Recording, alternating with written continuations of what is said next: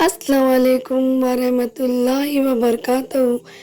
प्यारे प्यारे brother and sisters, welcome to day 9 of the अस्तगफिरुल्लाह चैलेंज। आज का दिन है उन बंद दरवाज़ों की बात करने का जो सिर्फ एक लफ्ज़ से खुल सकते हैं, अस्तगफिरुल्लाह। क्या आपने कभी ऐसा महसूस किया है कि आप बहुत दूर निकल आए हैं अल्लाह से, नेकी से, सुकून से, और फिर भी दिल चाहता है कि कोई रास्ता हो वापस लौटने का? यही रास्ता है तौबा का, इस्तिग़फ़ार का। चलिए आज की कुछ रियल स्टोरी कहानी से शुरुआत करते हैं। ये एक नौजवान की स्टोरी है, ये रियल स्टोरी है। एक नौजवान, उसका नाम समीर था, बचपन में नमाजी, कुरान पढ़ने वाला, मगर फिर कंपनी उसकी बदल गई।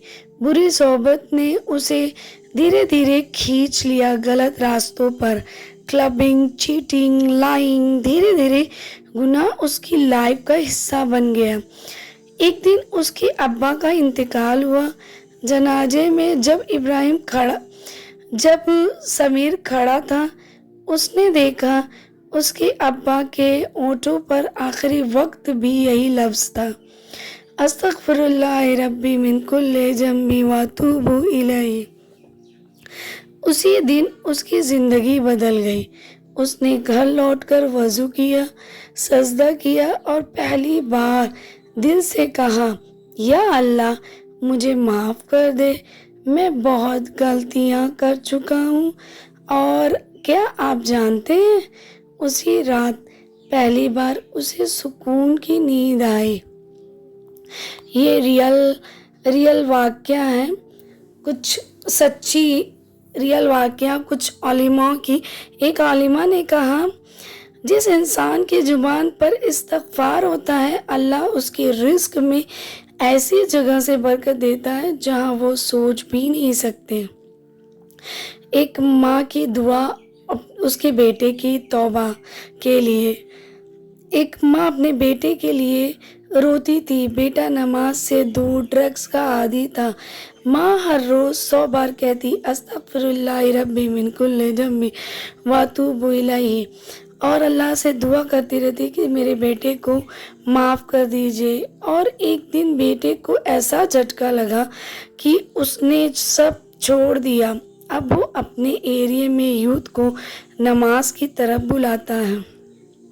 कुछ कुरान और हदीस की बातें। सूरह नूह में, So I said, ask forgiveness of your Lord indeed. He is ever a perpetual forgiver. He will send rain to you in abundance and give you increase in wealth and children.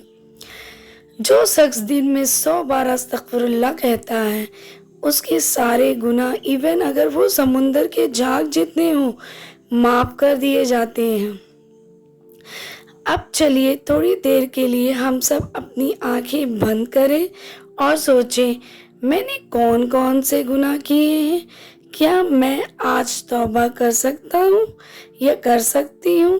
क्या अल्लाह मुझे माफ़ करेंगे? अब अपने दिल से कहिए, अस्तगफिरुल्लाह रब्बी मिन कुल्ली ज़ंबी व अतूबु इलैही। कुछ पावरफुल इस्तिग़फ़ार हैं जिन्हें हर मुसलमान को याद रखनी चाहिए। अस्तगफिरुल्लाह रब्बी मिन कुल्ली ज़ंबी व अतूबु इलैही, अल्लाहुम्मा इन्नका अफ़वन तुहिब्बुल अफ़्व फ़अफ़ु अन्नी, सुब्हानका इन्नी कुन्तु मिनज़ ज़ालिमीन, रब्बिग़फ़िरली व लिवालिदिया, अस्तगफिरुल्लाह for every sin I forgot, अस्तगफिरुल्लाह for wasting time, eyes, tongue and years.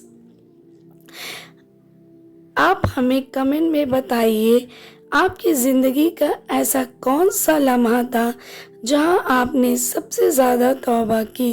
क्या आप रोज़ कम से कम 100 बार अस्तगफिरुल्लाह कहते हैं? अगर नहीं तो आज से शुरू कीजिए।